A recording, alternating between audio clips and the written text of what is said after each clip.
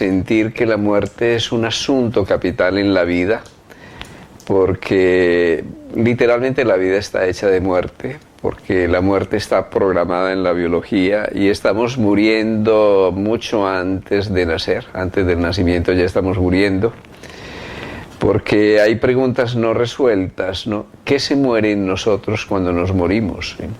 ¿Quién se muere cuando nos estamos muriendo? ¿Sí? ¿Qué queda vivo en nosotros? ¿Hay algo que permanece más allá de la muerte? También, como algunos se dicen, y es que hay vida antes de la muerte. Esa es una pregunta fundamental. Y eso que llamamos la vida, la manera como vivimos, se justifica. Es decir, ¿para qué vivimos? ¿Por qué vivimos? ¿Cuál es el sentido de vivir? Yo personalmente pienso que ese sentido de la vida está anclada en la misma biología, que esto no es una cuestión de espiritualidad o de materialismo, sino que en las leyes de la evolución hay un proceso continuo, y a ese proceso continuo de conciencia es lo que llamamos la vida. O sea que la vida va mucho más allá de lo que hemos denominado la vida orgánica. Si nosotros miráramos distintos niveles de la evolución, nos encontraríamos formas muy primitivas de reacción o de relación, asumiendo de una manera muy global que la conciencia es relación, que cuando hay un campo de relación aparece un campo de conciencia más o menos primitivo, más o menos elaborado. Pudiéramos decir que hay una conciencia primaria que es una conciencia reactiva, la del reino mineral, ¿sí? Y que esa conciencia también está en nosotros hay reactividad, literalmente hay reactividad química, y esa reactividad química se presenta no solo frente al metabolismo, sino cuando tenemos que metabolizar las emociones, cuando tenemos que razonar, también estamos moviendo moléculas y elementos químicos, también se está encendiendo el fósforo en el cerebro, digámoslo de alguna manera. Esa conciencia química o reactiva no está separada de nosotros.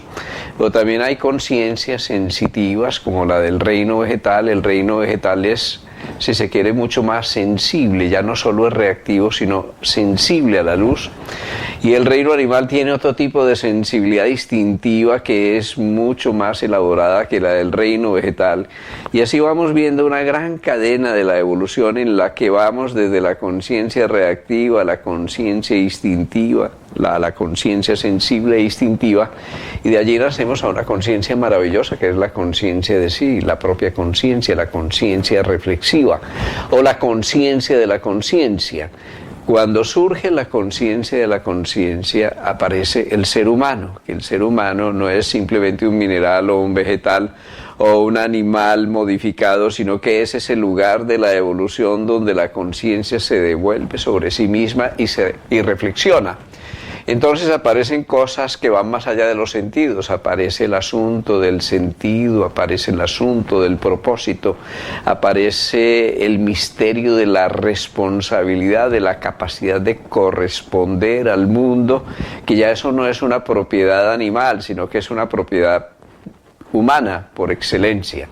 Digamos que si fuéramos mirando esa gran cadena de la vida como una cadena de conciencia que se va enlazando, nos podemos decir la conciencia termina en la conciencia reflexiva, o a dónde más iría la conciencia. Hay niveles de conciencia superior, hay formas de conciencia que van más allá del cuerpo, que no se pierden con el cuerpo y con las moléculas, que van más allá de las emociones y, si se quiere, van más allá del pensamiento. Ese es el misterio. Cuando se acaba este cuerpo, se acaba la responsabilidad, se acaba el alma, se acaba la conciencia reflexiva, se van a perder miles de millones de años de evolución que han desembocado en la vida de cada uno de nosotros cuando súbitamente, por ley de la entropía y leyes físicas, el cuerpo se desgasta. Cuando nos morimos suceden cosas muy especiales con esas formas de conciencia. Y en el momento de la muerte muchos de nuestros órganos están vivos, son muy vitales, tendrían una supervivencia mucho mayor, posiblemente falla el corazón, pero hay muchos de nuestras células que siguen totalmente vigentes. De hecho, no se entierran y las células de las uñas no se han muerto, ¿no? Esa es la matriz de las uñas, sigue viva y las células siguen creciendo 3 o 4 años, y también nos crece el pelo. Entonces, eso que llamamos muerte no se refiere solamente a la biología, sino que tiene que ver con algo trascendente que deja el cuerpo, y ese algo trascendente es lo que mira en nuestros ojos, o lo que oye en nuestros oídos, o lo que siente en nuestro tacto. Yo digo que es el sentido detrás de los sentidos, y ese sentido detrás de los sentidos es lo que se relaciona netamente con la conciencia humana. O sea que la muerte del hombre no es la muerte del animal que vive en el hombre, del vegetal o el mineral, sino que esa muerte representa una transición de fase, una expansión de la conciencia hacia un nivel en el cual hay algo que continúa, como continúa la evolución y la gran cadena de la vida. ¿Y tú crees que la conciencia es preexistente o es algo que emerge de la propia evolución de la Tierra? A ver, es que ¿qué emerge de la evolución de la Tierra? Nosotros estamos mirando la Tierra como algo de lo cual están haciendo todo el programa de la evolución, pero nos podemos decir, ¿y de dónde emergió la Tierra? Pues emergió de una supernova, o emergió de la explosión o la implosión de las estrellas, emergió del cosmos.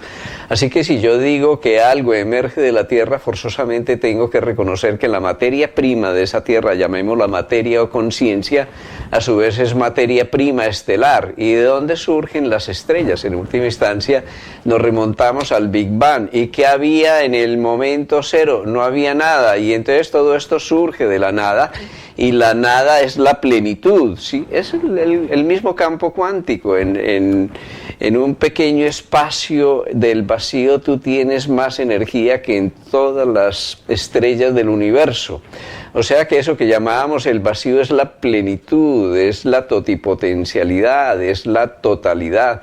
Todos emergemos una vez del vacío y regresamos al vacío, entendido el vacío como la nada, pero ese nada es nada Brahma de los antiguos, es el espacio inteligente, es la inteligencia espiritual, es Rigpa, es la mente universal, es Manas, es el fuego del mental, y por eso somos humanos, ¿no? Porque humano viene de Manu, de mano, de mana, de hermano, de hermandad, bueno, todo eso tiene que ver con el fuego de la mente universal, y ese fuego de la mente universal tiene que ver con esa inteligencia infinita inherente en el vacío.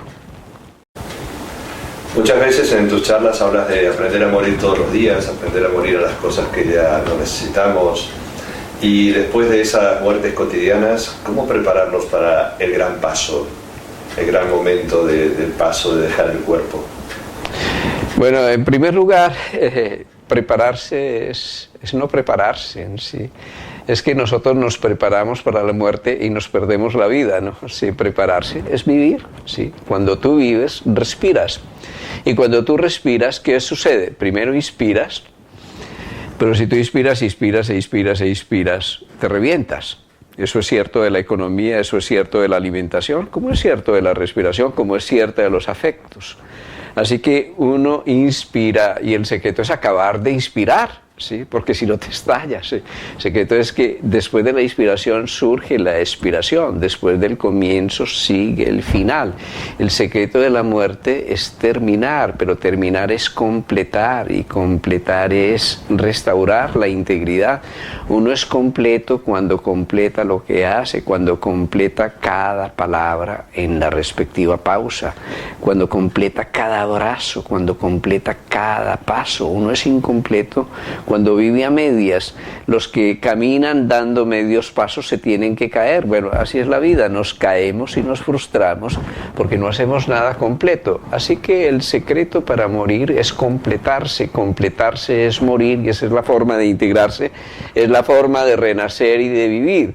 Si yo no termino este día, pues mañana va a ser un día repetido, pero si yo termino este día, mañana va a ser un día nuevo, mañana habré renacido, y ese es el único misterio, y ese misterio es enlazar presente a presente, momento a momento, porque el presente es el lugar donde dos orillas se reúnen. Esas dos orillas son la del pasado y el futuro. Entre el pasado y el futuro se forma una gran corriente, la presencia, el presente, la vida.